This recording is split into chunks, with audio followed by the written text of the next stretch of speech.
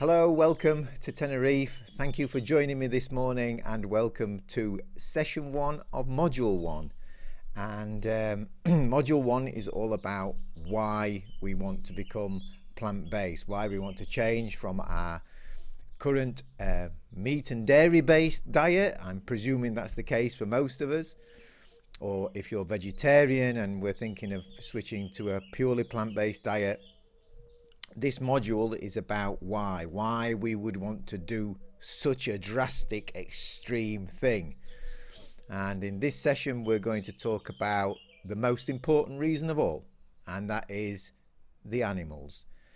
You know, when I first started on this journey, I did it for health reasons. My initial reasons for wanting to become plant-based was definitely for health. But over the years, I'm actually now far more motivated because of the animals, because of the cruelty that we're inflicting on animals. And I think the reason I didn't want to make a change earlier in my life was that because, like so many of us, I just decided to put it away into a little dark corner of my mind, not think about it too much, enjoy the taste of meat, enjoy the taste of dairy, and not really think about what I was doing. I mean, after all, everybody else eats meat and dairy, don't they? So this is obviously what we were meant to do. It's obviously a normal thing. It's part of being human. It's where we get our protein. We're carnivores because we've got these teeth. There are all sorts of things, lies that we tell ourselves to justify the fact that we are basically going against our own conscience, against our own being. Deep down inside of us, we're all compassionate. I say all of us. I would say the vast majority, 99.9% of us are inside. We're compassionate people. If we see somebody beating a dog down the street, or if you're walking along and somebody's taking a club to an animal, you would be horrified and you would want to stop that cruelty. You know, on my Facebook page, I have lots of friends from years ago, and they one of my friends posts something like, I'm against animal cruelty, share if you agree. And yet just below there's another post with a big picture of bacon saying, the best food ever. So there's a lot of cognitive dissonance. We tell ourselves lies, and I know I certainly did. One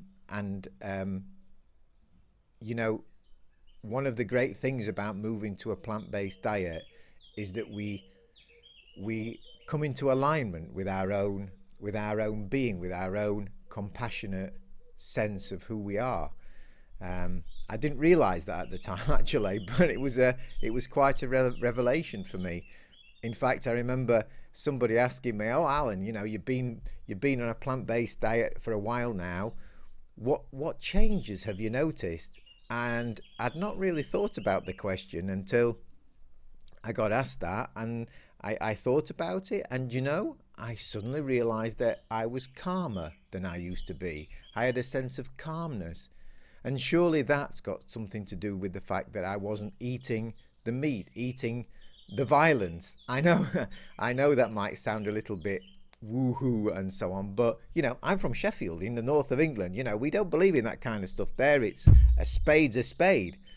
But actually, no, I believe that when we eat the meat, we do ingest a part of the violence, a part of the horror, and a part of the injustice that's been inflicted upon those animals. We've all had this right from the beginning. At home, I used to have our family, we've always had a Labrador. We are a family of animal lovers, as so many of us are, aren't we? We're all animal lovers. Either you've got a cat or a dog. And I used to remember, even as a kid, I used to look into the eyes of our Labrador, and I loved our dog. And we used to take her for a walk 2-3 times a day, and it was an enjoyable part actually of growing up. No matter what the weather, we would go out for a walk with the dog. And yet I would return home and eat a piece of meat that had been put on my plate in front of me by my dear mother, and not think twice that it was an animal that was on my plate that I was eating. And back then in the 70s and 80s, people didn't tend to eat as much meat as they do now. I mean, now many people eat meat for breakfast, lunch, dinner.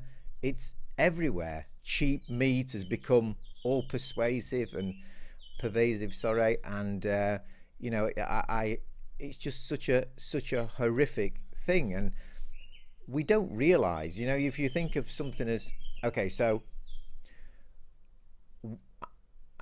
you know, we bury our heads in the sand, and it's because of our culture. We're told from being small that it's normal to eat meat.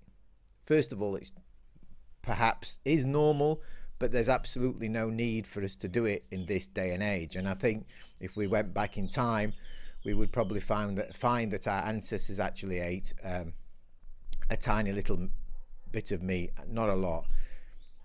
Our own bodies indicate what our diet is supposed to be. We have a large digestive tract, which is only found in herbivores and frugivores. So physiologically, we are actually meant to be eating plants and fruits and not animals.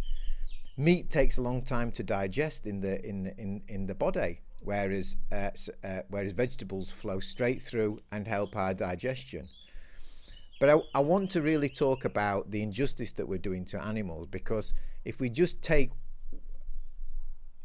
one example of dairy cows, I had no idea, and I think most of us don't really understand I mean, apart from the fact that they're slaughtered. But a dairy cow, I think a lot of us have got this idea of happy cows wandering the fields, eating grass all day and gladly giving us their milk in return for us looking after them. That was the idea that I had. When we go into supermarkets, we see this packaging and there's these happy cows wandering around looking happy, you know, yeah, milk.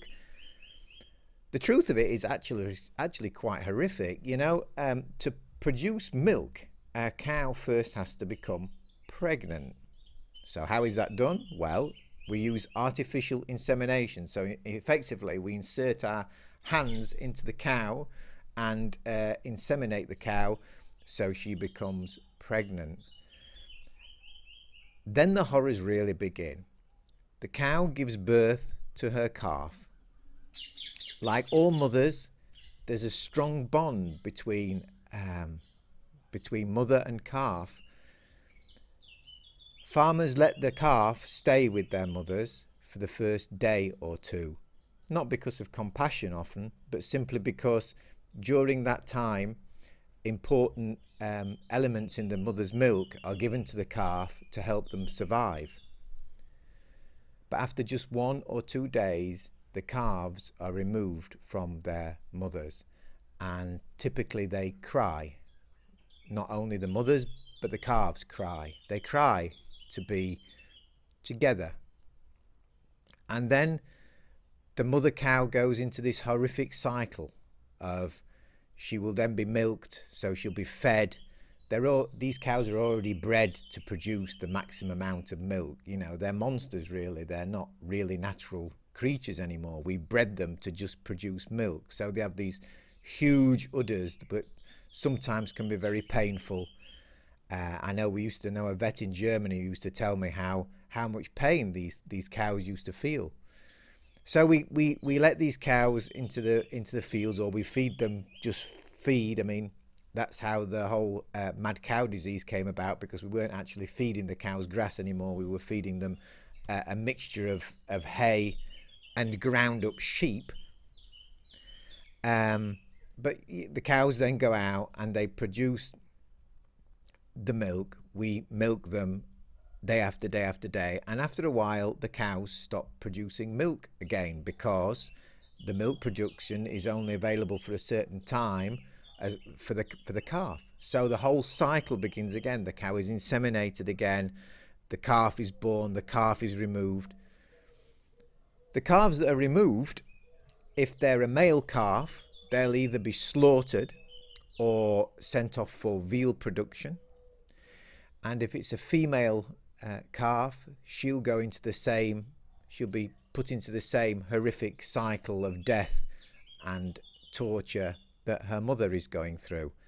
And that's why it's important that we don't just stop eating meat.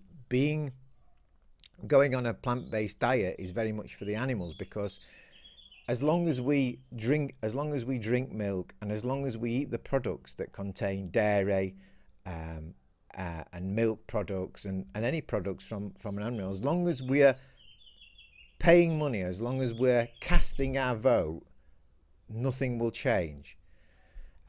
So it's important that it's not just about not eating meat for the animals, it's very much also about dairy. The egg industry is also horrific. There's a video later in this course, I think it's in the objection section, about eating free range, and I explain how, this lie about free range eggs, and it's all a marketing ploy to make us feel good. In the egg production, I bet you didn't know, I know I certainly didn't, that all male chicks are slaughtered. Typically, they're just thrown into a shredding machine. So imagine you've just been born and then you're just thrown into a grinder. These are the horrors that we inflict on animals so that we can have a fleeting taste pleasure. We have to start connecting more to who we are. If these things were going on in front of our eyes, we would not accept it. If every time we ate an egg, we saw a male chick being thrown into a grinder, people would not accept it. We would be horrified and we would demand that something changed. But it's hidden from us. It's always been hidden from us. It's hidden from us in nice packaging, in handy, here's some nice free range eggs. Oh, look, there they're happy hens on front of the packaging. It's lies, The male chicks have been thrown into a grinder. The females, the chickens have lived a life cooped up together, full of disease and excrement, and it's really horrific. So actually, in the next session, there's what I've done is I've listed a lot of resources for informing ourselves about the cruelty that's actually inflicted on animals. Some of them are very difficult to watch, and I'm going to put my hand on my heart and admit that I've not even been able to watch them all myself. However, there is one that I do recommend you watch, and that's The Greatest Speech Ever from Gary Yourofsky. It's just powerful. He says it as it is. There are parts in the film that are a little bit graphic, but maybe you could skip those parts. Just listen to him speak, because he is a master of explaining what we're doing to the animals and why it's absolutely no longer acceptable. And I'm so pleased that you're here on this. I wanted to make this perhaps the second. So module 1 is the reasons for going vegan, and we've got the animals, for our health, and for the environment. And initially I wanted to make for our health the first session, because I know the majority of people, just like I did, originally want to go plant-based for their health. But actually, we're doing it more it's as much for the animals as it is for ourselves. And I wanted to make this first because I feel now strongly that we've been abusing animals. I know I have, and we want to do something to help change the world. And you're on this course now, and that means that you want to make a change in your own life, but also you'll be contributing to a less violent world, a world where animals' lives matter, where we don't just use animals as a commodity. And animals, they want to live just like us. They don't want to die. They want to enjoy a life in their own way. these are sentient beings that we should care for, and I'm really pleased that you're thinking of doing this move to a plant-based diet, and I hope my little introduction to this has given you at least a little bit of an insight into why we should be concerned about the animals. Like I say, the real meat, if you'll excuse the pun, of this session is found in session 2. There are some films. Like I say, I really recommend watching the speech by Gary Yourofsky. Even if you think you can't face the truths, that's a speech you can watch. Like I say, the parts, if you think they're really too graphic, don't watch them. And if you can stomach such things, go ahead and watch them, because it probably will give you all the motivation you'll ever need. And it's like a lot of things, once you know something, you can't unknow it. So one of the most powerful things you can do to help you also stick to this new lifestyle that you want to adopt for yourself, which is absolutely brilliant, by the way, is to perhaps look at some of these more graphic films, and it will make you more convinced that you're on the right track and doing the right thing and being a good person and making a principled stance for who you want to be, more in line with your compassionate self. So I hope that I've made sense this morning. Welcome to the course. We're going to go plant-based. I've been plant-based for 5 years. At the end of this, you're going to feel so much better about yourself. You're going to look at the world with different eyes. You're going to be more open-minded. You're going to be more compassionate. And at the end of the day, you're also going to be more healthy and also taking care of the planet as well. So let's go plant-based, and let's do it not only for ourselves, but for the animals. It's time that we started caring. I hope you've enjoyed this morning. Thank you very much for being there, and I look forward to seeing you to the introduction to session 2. So thank you, and have a nice day. Bye bye.